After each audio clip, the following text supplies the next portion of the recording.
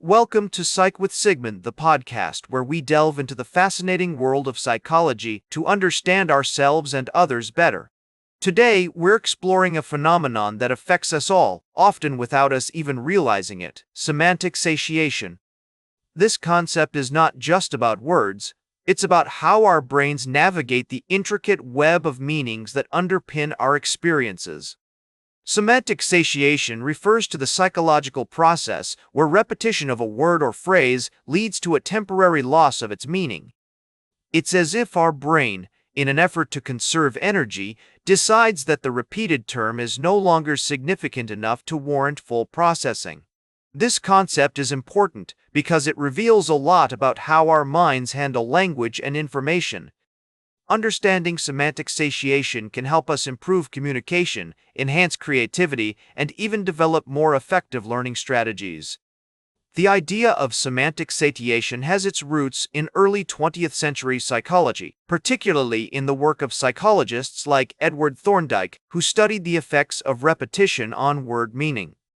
However, it was the cognitive psychologists of the latter half of the century, such as Ulrich Neisser and Elizabeth Loftus, who really began to dissect how our brains process repeated information. Their research laid the groundwork for understanding not just semantic satiation, but also broader concepts like cognitive fatigue and the limitations of human attention. One of the major psychological theories that explains semantic satiation is the cognitive load theory. This theory suggests that our brain has a limited capacity for processing information. When we're exposed to repetitive stimuli, such as a word or phrase repeated multiple times, our brain initially processes it with full attention.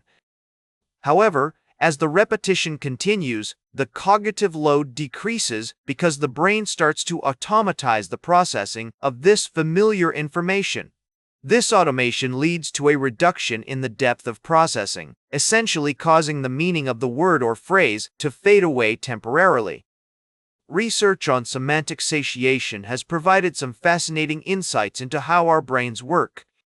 For example, studies using neuroimaging techniques like fMRI have shown that when participants are asked to repeat a word several times, there's a significant decrease in activity in areas of the brain responsible for language processing, such as Broca's area and Wernicke's area.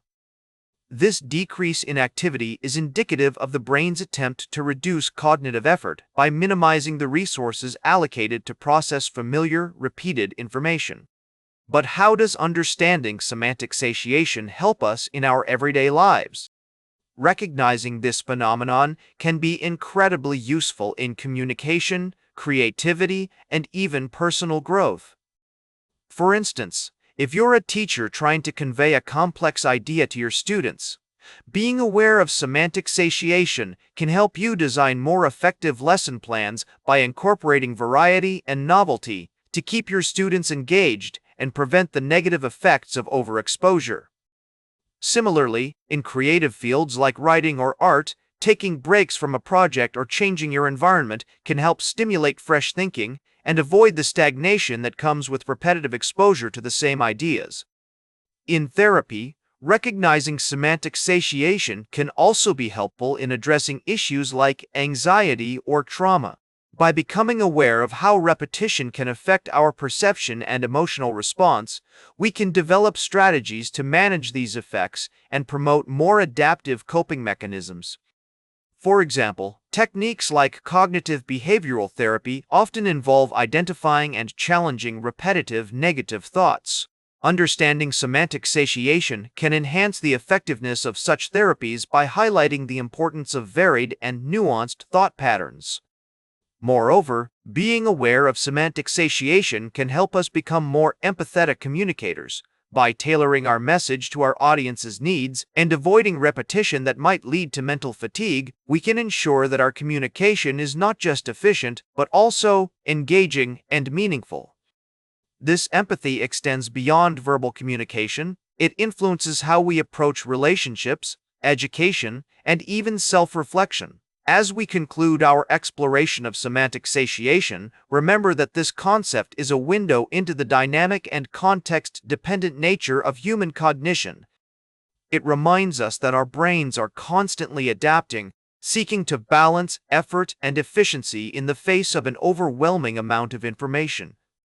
By embracing this complexity, we can cultivate a deeper understanding of ourselves and others, leading to more effective communication, creativity, and personal growth.